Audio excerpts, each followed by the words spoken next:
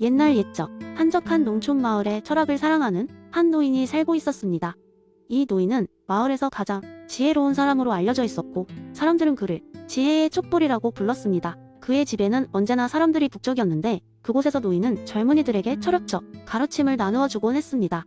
어느 날 노인은 마을 광장에서 사람들에게 스피노자의 범실론에 대해 이야기하고 싶어졌습니다. 노인은 사람들을 광장에 모아놓고 조용히 이야기를 시작했습니다. 자, 여러분, 오늘 나는 스피노자의 범실론에 대해 얘기해보려 합니다. 스피노자는 신이 자연 그 자체이며 모든 존재가 하나의 본질로 연결되어 있다고 주장했지요.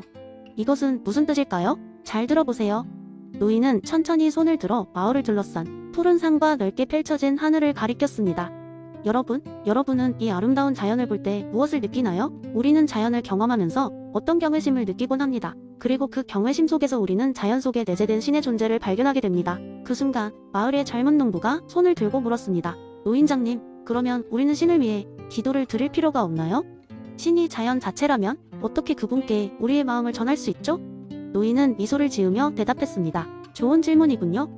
스피노자의 관점에서 본다면 우리는 기도를 통해 신의 초월적인 존재에게 말하는 것이 아니라 우리가 속한 이 우주의 본질과 소통하는 것입니다. 우리의 기도는 자신이 자연의 일부임을 깨닫고 감사하는 행위라고 할 수 있습니다. 노인의 이야기는 사람들에게 깊은 인상을 주었습니다. 그들은 서로의 눈을 바라보며 자신들이 마치 눈에 보이지 않는 실로 연결되어 있다는 사실을 새삼 느낄 수 있었습니다.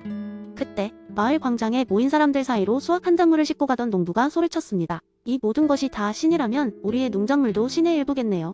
매일 우리는 신이 주신 선물을 수확하는 셈이네요. 사람들은 웃음을 터뜨렸고 노인은 고개를 끄덕이며 말했습니다. 맞습니다.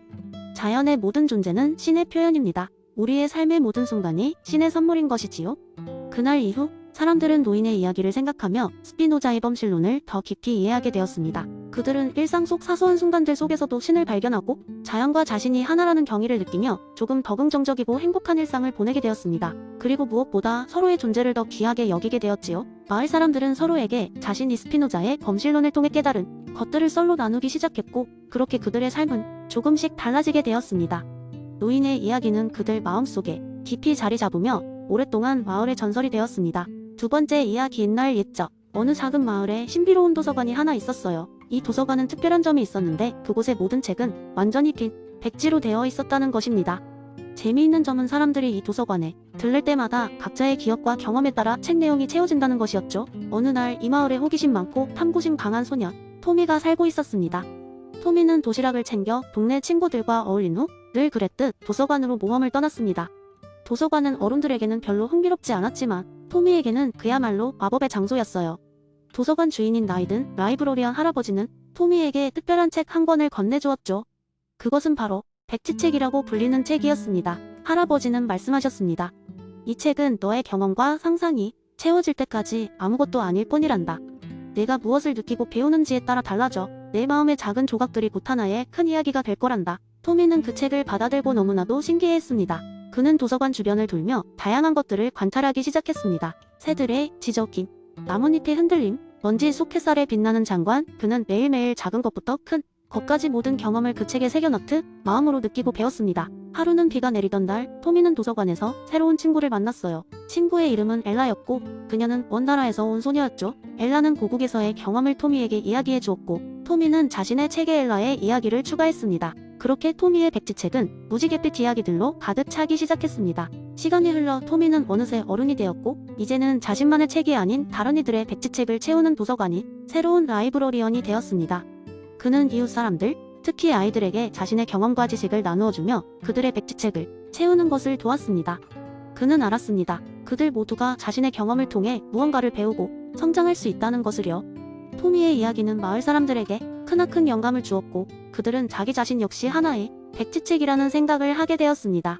이 이야기를 통해 그들은 배우고 경험하는 것이 얼마나 중요한지 깨닫고 매일 새로운 경험과 지식을 소중히 여기는 삶을 살기 시작했습니다. 그래서 여러분에게도 이렇게 이야기하고 싶어요. 우리 모두는 각자의 백지책을 가지고 있고 그것에 무엇을 채워 나갈지는 우리의 선택에 달려 있습니다. 지식과 경험은 한계를 모르는 것입니다. 세상의 작은 모퉁이에서부터 시작해 자기만의 이야기를 써 내려가 보세요. 출생은 빈 종이일지라도 색색의 경험으로 그려나가는 그 종이는 어느새 세상에서 단 하나뿐인 보물이 될 거예요. 세 번째 이야기. 옛날 어느 작은 마을에 살고 있던 피에르라는 청년이 있었습니다. 피에르는 전형적인 생활을 벗어나지 못하는 평범한 사람이었습니다. 매일 아침이면 푹신한 침대에서 일어나 빵집에서 일하는 것이 그의 일과 전부였죠. 평화롭고 안정적이지만 피에르는 뭔가 더 큰 일을 하고 싶은 열망을 억누를 수 없었습니다. 하지만 그의 세계는 너무나도 고착되어 있었고 그는 그저 무기력하게 매일을 보내고 있었습니다. 그러던 어느 날 피에르의 마을의 알랭 바디우의 책이 도착했습니다. 이것은 혁명적 예술 전시회의 일환으로 전국을 순회하며 도시마다 배포되던 책자였죠. 그 책에는 바디우의 사건 이론이 상세하게 설명되어 있었습니다. 피에르는 처음에는 이 철학적 개념이 낯설고 복잡해만 보였지만 차츰 그것의 의미에 매료되기 시작했습니다. 바디우는 사건을 기존 방식의 변화를 가져오는 돌발적 사건으로 설명했고, 이러한 사건은 사람들에게 새로운 진리를 인식하고 추구할 수 있는 특별한 기회를 제공한다고 했습니다. 평소처럼 평온하던 어느 날 오후, 피에르는 그의 인생을 뒤흔드는 사건을 맞닥뜨리게 됩니다. 마을 중앙광장에서 미지의 아티스트가 주도하는 대형 벽화 프로젝트가 시작된 것입니다. 그것은 이전에 이 마을에서는 본 적도 없는 대담하고도 생생한 색채로 가득한 벽화였습니다. 예술가는 주민들과의 협업을 원했고, 피에르는 자신의 일상을 벗어난 새로운 활동에 참여하기로 결심했습니다. 그 벽화 프로젝트는 피에르의 내면에 잠재된 열망을 깨우는 계기가 되었습니다. 그는 이전까지 단순히 빵집에서의 삶에만 매몰되었던 자신을 성찰하며 자신이 사실은 예술에 대한 강한 열정을 가졌다는 것을 깨닫게 되었죠. 이로부터 피에르는 자신의 삶에 대한 새로운 비전을 갖게 되었습니다. 더 이상 반복되는 일상에 안주하지 않고 그는 예술 작품을 통해 사람들의 일상을 변화시키고 싶다는 꿈을 꾸게 되었습니다. 그는 늦은 밤까지 벽화 작업에 몰두하며 아티스트들과 소통하고 협력하는 과정에서 자신의 삶을 새로운 눈으로 보기 시작했습니다. 벽화가 완성되던 날 마을 사람들은 그것이 마을 전체의 분위기와 정체성을 어떻게 새롭게 정의하는지를 직접 목격했습니다. 피에르는 이 과정을 통해 새로운 진리, 즉 개인과 커뮤니티 모두가 변화할 수 있는 가능성을 인지하게 되었습니다. 예술가는 떠났지만 그가 남긴 영향력은 오래도록 피에르의 마음에 남았습니다. 피에르는 그 경험을 토대로 예술 아카데미에 입학하여 본격적으로 예술을 공부하고 참여하는 길을 선택했습니다. 이제 그는 마을이나 더 넓은 세상에서 자신의 예술을 통해 새로운 사건을 만들어가는 것이 꿈입니다. 그 벽화 사건은 피에르에게 새로운 시작이었고, 그는 바디우의 철학적 개념인 사건이 현실에서 어떤 변화를 가져올 수 있는지를 몸소 체험한 것입니다. 피에르의 이야기는 바디우의 사건 이론을 실질적으로 체험한 사례로 우리는 일상에서 마주치는 작은 변화들이 어떻게 우리의 시각과 존재를 뒤흔들 수 있는지를 깨닫게 해줍니다. 변화를 불러오는 사건은 늘 예측 불가능하지만 그것을 받아들이고 자발적으로 참여하는 행동은 우리의 삶을 풍부하고 값지게 만들어줄 수 있다는 것을 피에르의 이야기는 시사합니다. 네 번째 이야기. 어느 날 작은 마을에 사는 탐정 찰리는 그의 일생 일대 최고의 수수께끼에 직면하게 됩니다. 마을 주변에 괴상한 사건이 연달아 발생하고 있었죠. 사람들이 아침에 일어나 보면 밤사이 과수원에 있는 사과들이 전부 사라져 있었습니다. 더욱 이상한 점은 주변에 발자국이나 어떤 흔적도 남지 않았다는 것이었습니다. 마을 사람들은 여러 가지 가설을 내세웠습니다. 첫 번째는 도깨비가 나타나 사과를 가져갔다는 것이었고, 두 번째는 밤사이 날씨가 몹시 추워지면서 사과들이 눈 녹듯 사라졌다는 것이었습니다. 어떤 사람들은 외계인이 사과를 연구 목적으로 수집해갔을 거라고도 주장했죠. 그러나 탐정 찰리는 길버트 하머닛의 명적 추론을 적용해보기로 했습니다. 찰리는 가장 먼저 과수원 주변 환경과 증거들을 꼼꼼히 관찰하기 시작했습니다. 이후 마을 사람들과 면담을 통해 사건 발생 당일 밤사이에 특별한 일이 있었는지를 조사했습니다. 다수의 사람들이 말하길 그날 밤은 유난히 조용했다고 했고, 군데군데 나뭇가지가 부러져 있었다는 증언도 있었습니다. 찰리는 여러 가설을 평가해보기 시작했습니다. 도깨비 가설은 재미있긴 했지만 실증적인 근거가 부족했습니다. 기온이 급격히 낮아져 사과가 사라졌다는 가설 도기상 자료를 뒤져 확인해본 결과 별다른 변화가 없었기 때문에 제외했습니다. 외계인 가설은 더욱 논리적인 설명을 찾기 힘들었습니다. 그때 찰리의 머릿속에 새롭게 떠오른 가설이 있었습니다. 부러진 나뭇가지와 현장에서 발견되지 않은 발자국에 주목한 찰리는 날이 어두워진 뒤 대형 새들이 무리를 지어 사과를 물어간다는 가설을 세웠습니다.